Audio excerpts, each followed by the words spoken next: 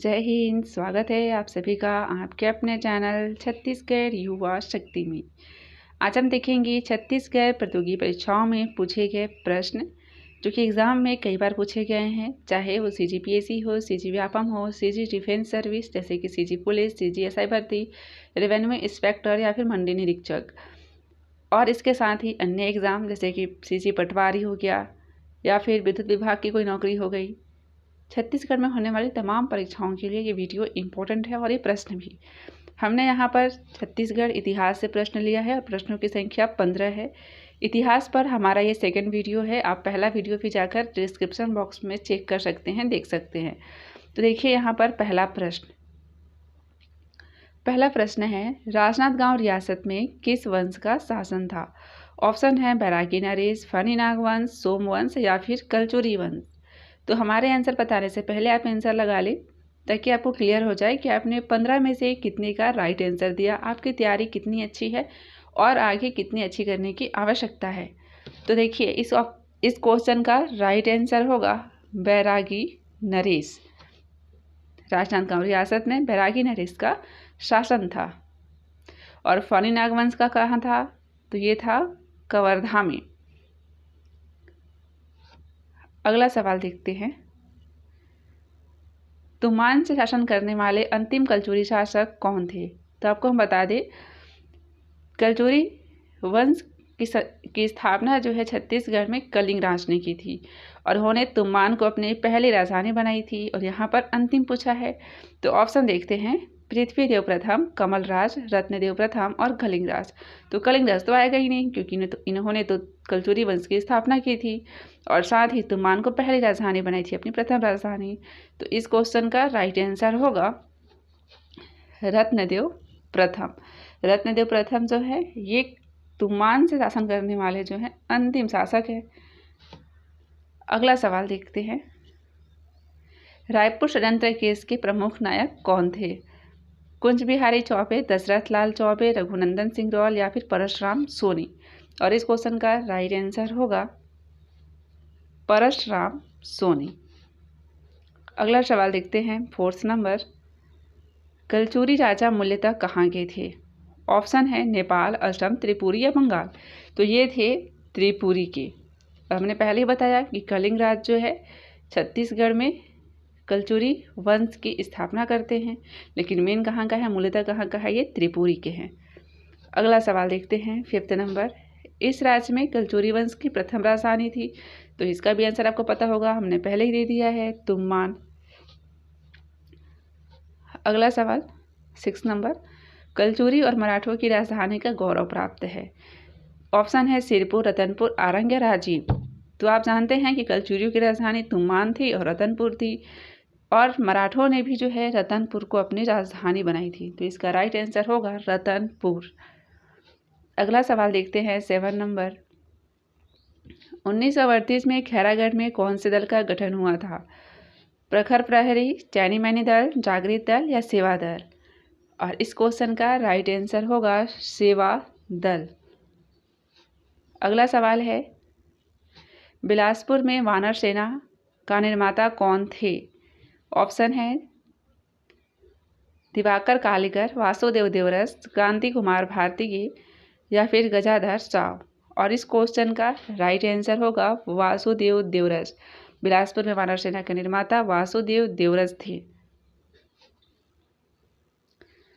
छत्तीसगढ़ पहली बार कब अंग्रेजी शासन के अधीन हुआ? ऑप्शन है 1801, 1812, 1818 या फिर 1821। तो इस क्वेश्चन का राइट आंसर होगा 1818। छत्तीसगढ़ पहली बार 1818 में अंग्रेजों के अधीन हुआ था। 10वां क्वेश्चन है, ब्रिटिश काल में छत्तीसगढ़ में रियासतों की संख्या कितनी थी? तो ये थी 14। इसका राइट आंसर होगा 14। अगला सवाल है, बस्तर का खूनी इतिहास का लेखक कौन है? ये क्वेश्चन भी एग्जाम में बहुत बार आते रहते हैं और इसका राइट आंसर होगा, पहले ऑप्शन देख लीजिए, रविन्द्रनाथ टैगोर, केदारनाथ ठाकुर, जितेंद्रनाथ ठाकुर या फिर धीरेन्द्रनाथ ठाकुर। और इसका राइट आंसर होगा केदारनाथ ठाकुर। बस्तर का खूनी इतिहास के लेखक केदारनाथ ठाकुर है। अगला सवाल है, भूमकाल विद्रोह का नेता कौन थे? ऑप्शन है कालेंद्र सिंह, गुंडाधुर, हिडमा पेंडा, सोनू मांझी। और राइट आंसर होगा गुंडाधुर। 13वां नंबर सवाल है, महामाया मंदिर किसके शासनकाल के दौरान बनाया गया था? रत्नदेव प्रथम, बिंबाजी भोसले, राजा कामसेन या फिर वल्लभाचार। और राइट आंसर होगा रत्नदेव प्रथम, ये कलचुरी शासक थे। अगला क्वेश्चन है, रायपुर की वानर सेना की गतिविधियों का प्रमुख केंद्र था? ऑप्शन है तारापुर, ब्राह्मणपारा, अवधियापारा या फिर माना। और इसका राइट आंसर होगा ऑप्शन नंबर बी, ब्राह्मणपारा, असहयोग आंदोलन के दौरान।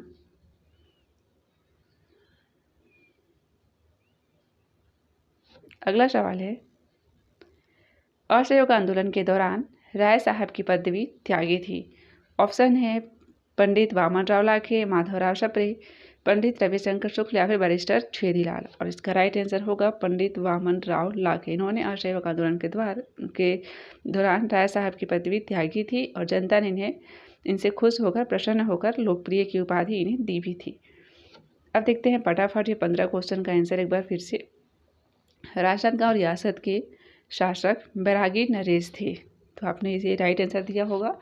तुमान से शासन करने वाले अंतिम कलचुरी शासक रत्नदेव प्रथम थे। रायपुर षड्यंत्र केस के प्रमुख नायक परशुराम सोनी थे। कलचुरी राजा मूलतः त्रिपुरी के थे। कलचुरी वंश की प्रथम राजधानी तुमान थी। कलचुरी मराठों की राजधानी का गौरव रतनपुर को प्राप्त है।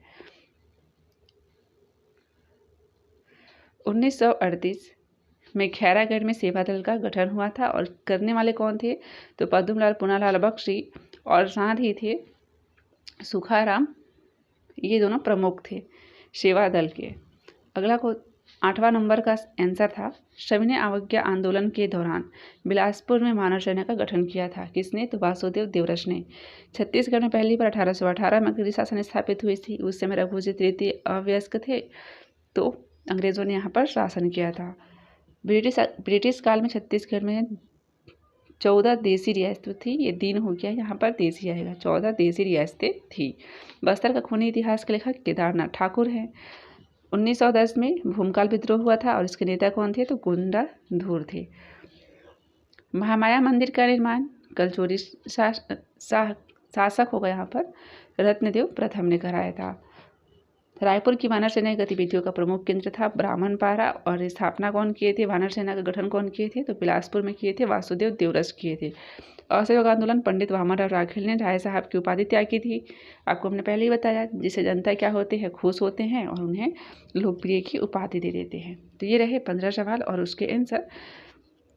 आई होप आपको अच्छा लगा वो सवाल और अपने आंसर भी बहुत सारे दिए होंगे। So best of luck for your target and thank you.